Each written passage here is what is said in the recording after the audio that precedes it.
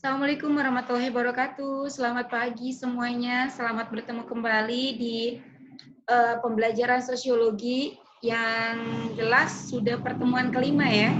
Oke, pasti sudah nggak usah basa-basi lagi. Kalian harus segera simak pembelajaran secara virtual yang kita lakukan ini. Oke, siapkan juga alat tulis dan kalau perlu, misalkan kalian perlu menyimpan dan mencatat ulang kembali materi yang sudah Ibu sampaikan. Dan jangan lupa kalian absen terlebih dahulu sebelum sebelum memulai pembelajaran sosiologi. Oke? Ibu tunggu ya absennya. Jangan sampai tidak absen atau telat absen. Oke, ini sosiologi tentang materi perubahan sosial ini sudah pertemuan kelima. Jadi kita tinggal satu kali lagi pertemuan, kita akan mengadakan ulangan harian. Oke, jadi pelajari dari mulai part 1 sampai part 6 terakhir itu ya. Oke, hari ini di pagi yang cerah ini Ibu harap kalian semua sehat-sehat dan bisa menerima pembelajaran sosiologi dengan baik. Walaupun sosiologi di pelajaran pagi, mudah-mudahan kalian tetap semangat untuk menyimak pembelajaran sosiologi. Oke? Hari ini Ibu akan mengajarkan tentang teori perubahan sosial. Nah, ini adalah teori perubahan sosial di mana ketika kita sedang melakukan atau melihat pengamatan, kita mengaitkan dengan teori perubahan sosial. Nah, teori ini di dalam suatu ilmu sangat penting, jadi tidak berdasarkan atas asal bunyi, tapi berdasarkan teori. Kenapa perubahan itu terjadi? Faktor teorinya apa? Teori-teorinya apa? Dampaknya apa? Jadi dikaji melalui teori perubahan sosial. Oke, kita lanjut. Teori apa saja yang ada di perubahan sosial. Nah, di teori perubahan sosial ini ada 5 teori yang akan kita bahas. Yang pertama adalah teori evolusi, teori siklus, teori fungsionalis, dan teori konflik. Oke. Berarti ada 5 teori yang akan Ibu bahas hari ini. Jadi kalian simak apa itu teori dan pengertian serta contohnya masing-masing. Oke? Oke ya. Nah, ini Ibu akan mulai dari teori pertama, yaitu teori evolusi. Nah, kalau kita lihat ini ada bagan di samping Ibu. Dari primitif tradisional ke modern itu memerlukan waktu yang sangat lama. Jadi, masyarakat mengalami perubahan dalam kehidupan secara perlahan-lahan sesuai arah tahapannya. Itu disebut dengan teori evolusi. Masyarakat bergerak dalam satu garis lurus menuju suatu titik tertentu dimulai dari tahap primitif, tradisional, sampai modern. Jadi pengertian kalau simpelnya kalian nggak bingung-bingung untuk memahaminya, teori evolusi ini adalah teori perubahan sosial yang berjalan secara lambat atau memerlukan waktu yang lama untuk mencapai titik di mana perubahan ini akan terjadi. Atau teori yang harus mengalami tahapan-tahapan terlebih dahulu sebelum mencapai perubahan sosialnya. Nah, maka dicontohkan di bagian ini ada primitif, tradisional, modern. Berarti melalui 2 tahap baru bisa mencapai ke modern. Atau misalkan dari orde lama ke orde baru, itu memerlukan proses yang lama, ya, memerlukan tahapan-tahapan dari mulai reformasi, ya, demokrasi, dan yang lainnya. Nah, ini adalah salah satu contoh dari teori evolusi. Oke, Ibu harap kalian memahami ya apa itu teori evolusi, oke? Selanjutnya, Ibu akan menjelaskan teori yang kedua di perubahan sosial, itu ada teori siklus. Apa sih Bu teori siklus? Oke, teori siklus adalah teori perubahan sosial bagikan roda yang berputar. Kalau kalian kurang memahami apa sih Bu roda yang berputar gitu ya. Jadi teori siklus ini adalah di mana perubahan sosial itu terulang kembali. Jadi makanya contoh di bagannya itu skemanya adalah berputar. Contoh misalkan gini, dulu primitif, lalu ke tradisional, ke modern, kita kembali ke primitif. Itu disebut dengan kajian teori siklus. Contoh lagi, misalkan kalau di fashion dulu tahun 80-an atau 70-an, tahun 80-an, 90-an itu musim baju kodok, baju lepis kodok gitu ya. Nah, sekarang banyak lagi dipakai. Berarti itu mengalami teori siklus. Dulu pernah tren, sekarang tren kembali. Nah, itu dikaji melalui teori siklus. Atau misalnya baju apa ya? Misalnya celana cutbray. Celana cutbray juga itu adalah salah satu contoh dari teori siklus. Celana cutbray itu kan yang dilepas gitu ya, kayak kalian kalau pakai ke sekolah tuh yang sering dicariin sama komdis ya. Jadi ketika kalian menggunakan celana, di bawahnya itu lebar, tapi dari paha sampai betis itu sempit, ya, sampai lutut apa ya. Nah, itu kan trennya zaman-zaman jadul. Nah, kalian pakai di era modern sekarang, berarti kalian adalah salah satu dari kajian teori siklus, bahwa kalian tren celana ini kembali lagi, padahal dulu trennya, sekarang tren kembali. Nah, itulah yang disebut dengan teori siklus. Jadi teori yang berputar, atau teori yang kembali dari masa lalu, sekarang kembali lagi kepada masa lalu, itu disebut dengan teori siklus. Oke, Ibu harap ini mudah dipahami ya, nggak terlalu ribet kok. Selanjutnya ada teori, selanjutnya ada teori fungsionalis. Nah, teori fungsionalis ini adalah teori ini menekankan perubahan pada fungsi-fungsi lembaga sosial dalam masyarakat. Sebuah lembaga sosial tidak akan bertahan kecuali berguna bagi masyarakat. Perubahan dapat mengacaukan keseimbangan apabila struktur sosial tidak berfungsi memfasilitasi kebutuhan masyarakat. Kita ambil simpelnya aja kalau dengan Bu Neng, yang penting kalian paham.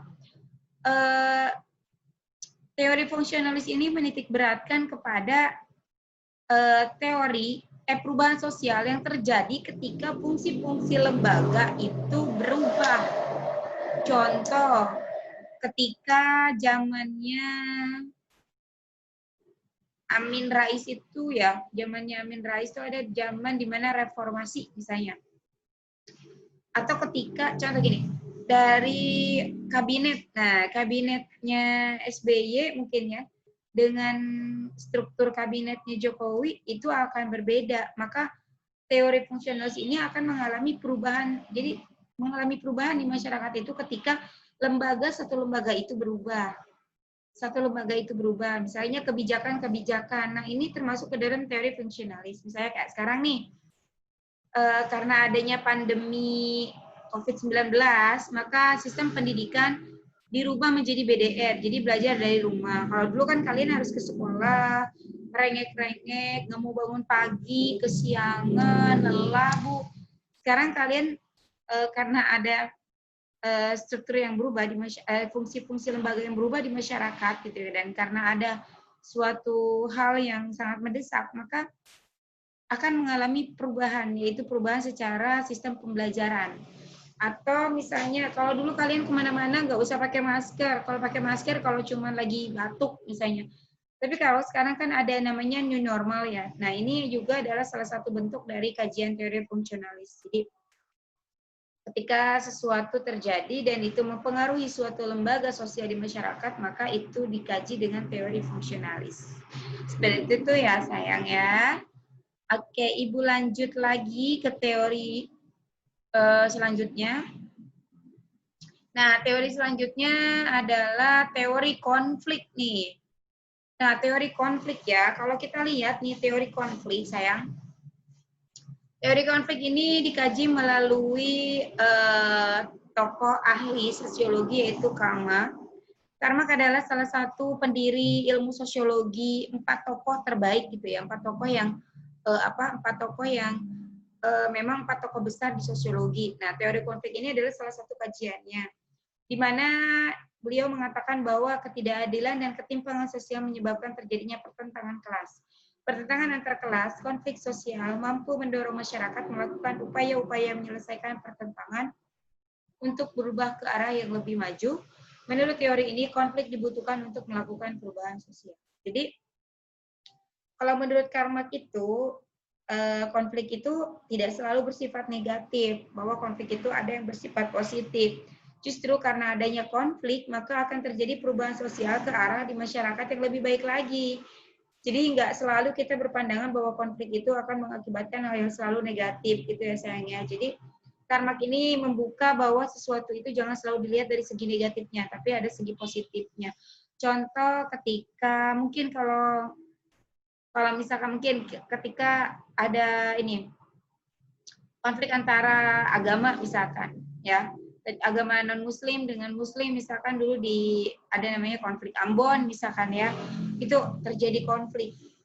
Mungkin kita tanpa sadari memang ada kerugian, dampak negatifnya ada, misalkan ada korban atau terjadi pelecehan-pelecehan secara ujaran-ujaran yang menjelekan gitu ya satu sama lain dari agama tersebut.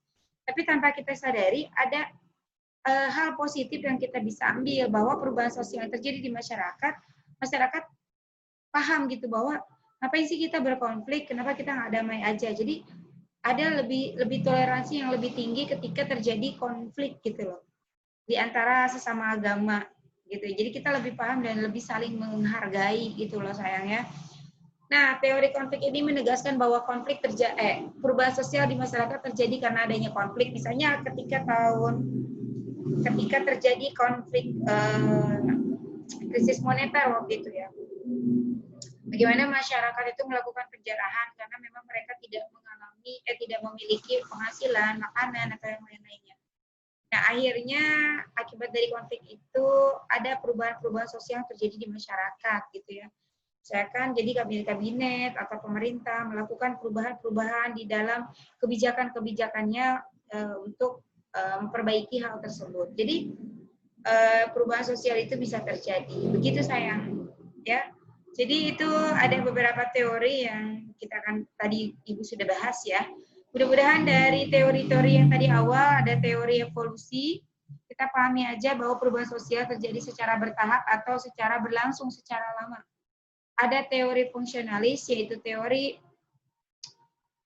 perubahan sosial yang terjadi karena adanya lembaga sosial yang berubah, ya. Terus teori siklus yaitu teori yang berputar.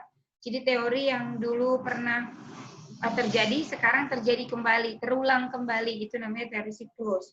Terus ada juga yang terakhir ini adalah teori konflik, bahwa perubahan sosial yang terjadi di masyarakat itu disebabkan salah satunya karena konflik. Seperti itu sayang untuk pembelajaran hari ini. Mudah-mudahan kalian bisa memahami teori-teori perubahan sosial. Gak banyak, yang jelas kalian tinggal memahami aja. Nanti Ibu akan kasih tugas di Google Classroom biar mengasah kemampuan kalian dalam menganalisis suatu kejadian perubahan sosial di masyarakat dengan menggunakan teori. Gitu ya sayangnya. Jadi jangan bosan-bosannya untuk mengerjakan tugas karena nilai yang kosong akan Ibu umumkan secepatnya. Dan absen pun, jika kalian tidak absen, maka saya tidak akan memberikan ulangan harian kepada kalian kalau absen kalian sudah 3 kali tidak mengikuti pembelajaran saya secara on time di pagi hari. Oke?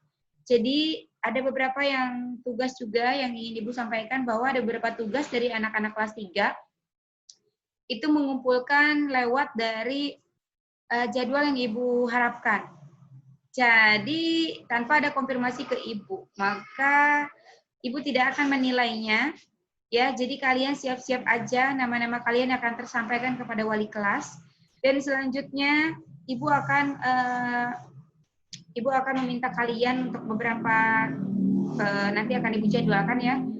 Mungkin 2 kelas untuk ke sekolah membawa catatan sosiologi. Jadi apa aja yang harus kalian catat di sosiologi, kalian mencatat dari part 1 sampai part 6, baru Ibu akan nilai catatan kalian. Jadi ada tugas-tugas di sosiologi yang harus kalian selesaikan, nanti poin-poinnya akan Ibu berikan kepada perwakilan kelas kalian. Oke, cukup sekian untuk hari ini, jangan lupa dikerjakan tugasnya. Ibu harap kalian tetap menjaga kesehatan kalian, jangan terlalu banyak main, walaupun jangan dimanfaatkan secara negatif ya, ketika kalian sekarang belajar di rumah, Ibu dengar-dengar banyak nih anak-anak yang tidak mengerjakan tugas atau absen dari guru-guru yang lain, walaupun bukan guru Ibu ya. Jadi tolong manfaatkan waktu, jangan menimbun tugas karena 5 kali pertemuan Ibu berarti sudah 5 tugas yang harus ada kalian kumpulkan ke Ibu. Oke? Akhirnya Ibu tutup dengan wabillahi taufiq wal hidayah. Wassalamualaikum warahmatullahi wabarakatuh.